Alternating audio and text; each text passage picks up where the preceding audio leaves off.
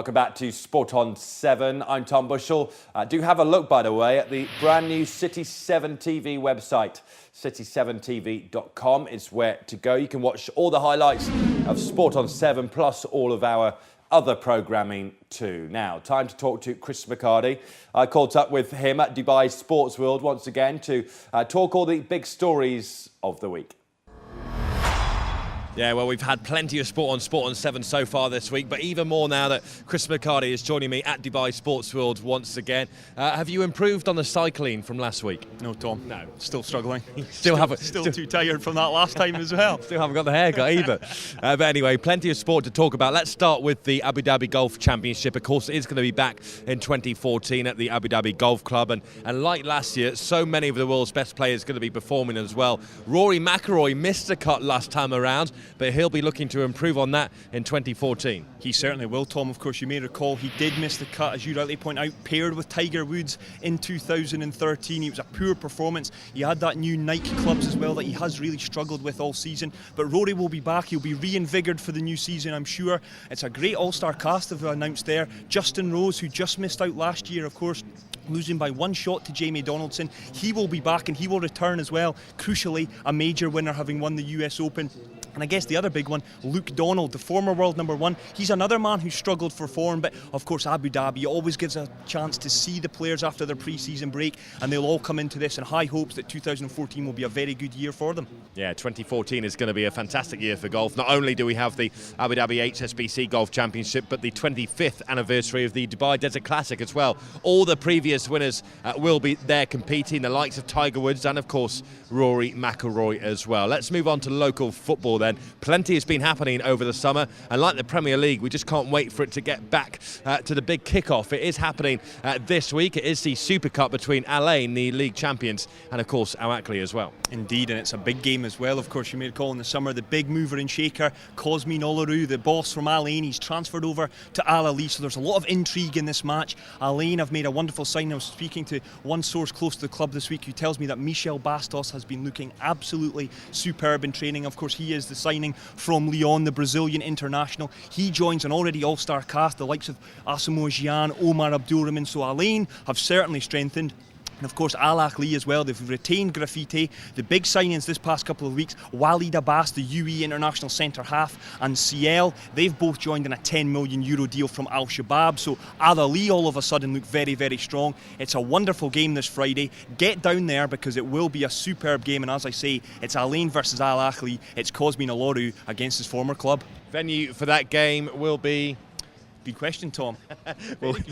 Well, follow me on Twitter or something and I'll tell you. But it will be a good game. Last year it was at the Al Wasl Sabil Stadium, which is a super stadium actually for a cup final of any sort. So I'm not sure if it is there. But at Tom Bushell UAE, if you want to follow me on Twitter, and yourself. Chris McHardy 360.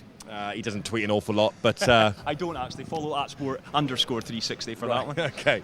Moving on to, you mentioned there the signings of the summer, but of course it's not just those two clubs who have been busy in the transfer market. There's been lots going on in the Pro League, or the Arabian Golf League as it's now called. Arabian Golf League, rightly so, Tom, and as I say, looking at this season, there's 5 or 6 teams who have a real good chance of winning the league. I've been very impressed with the transfer business of Al Nassr. Ibrahima Touré, who you may recall played for Ajman, just spent a season with Monaco scoring bags of goals in Liga 2.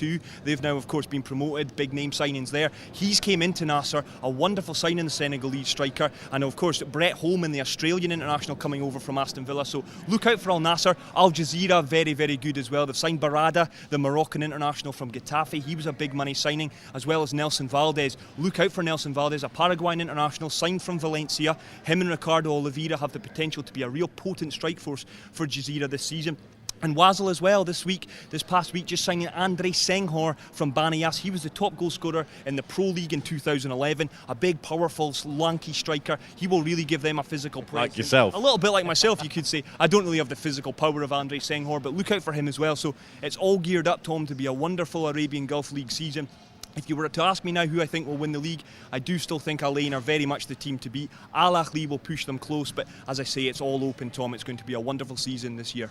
Football is certainly back on our radar, isn't it? The Premier League back up and running, and the Arabian Golf League this week as well. So a big winter of sport to come. Something that you are looking forward to over the next few months, Chris? I think the football leagues is certainly one to keep an eye on. The Premier League, of course, the transfer window is still open. Some great movers and shakers there. Villian, who this past couple of days has just signed for Chelsea. I expect him to be a wonderful signing. And of course, closer to home, I'm very much looking forward to the Mubadala World Tennis Championship. Of course, that sees Novak Djokovic and Andy Murray, world's number 1 and 3, two great players in there. It's always nice to welcome them back over the Christmas period as well. So a lot to look forward to, Tom. As well as that, you've got the Rugby Sevens, you've got the Formula 1 back here. So much, and there's just too much. It's Dubai for you, Tom. There's always, every corner you look, there's something else to look forward to. Yeah, you mentioned world number 1 and number 3 at the World Tennis Championships. That's because, of course, Andy Murray has dropped down to world number 3 after Rafa Nadal picked up his 9th title in Cincinnati. This week, the US Open is underway for the first time ever. Andy Murray is defending a Grand Slam title. It's going to be a fantastic couple of weeks of tennis. Anyone that kind of stands out for you, I think you can't really look past Rafa Nadal at the moment. He's in some form. He's unbelievable form, of course. Traditionally, Rafa Nadal's always struggled in the hard court season because of the nature of his game. He always, at the later part of the season, he's always struggling for fitness, but he's looked absolutely superb. Montreal, Cincinnati, he's very much the man to watch. Look out, Djokovic is always good, does well at the US Open, and of course Murray. Interesting though, I'm keeping a close eye. Roger Federer dropped now down to world number 7, his lowest ranking in over a decade, so it'll be interesting to see how he gets on as well. Yeah, and seeded outside the top 3 for the first time in 5 or so years as well. In fact, more than that, over a decade I think it is, seeded outside the top 3 for Roger Federer, but do keep an eye on him and all the other top seeds, of course, for the US Open, which is on this week. Chris McHardy, thank you very much. Thank you, Tom. We'll catch up next week, and it's back to me in the studio.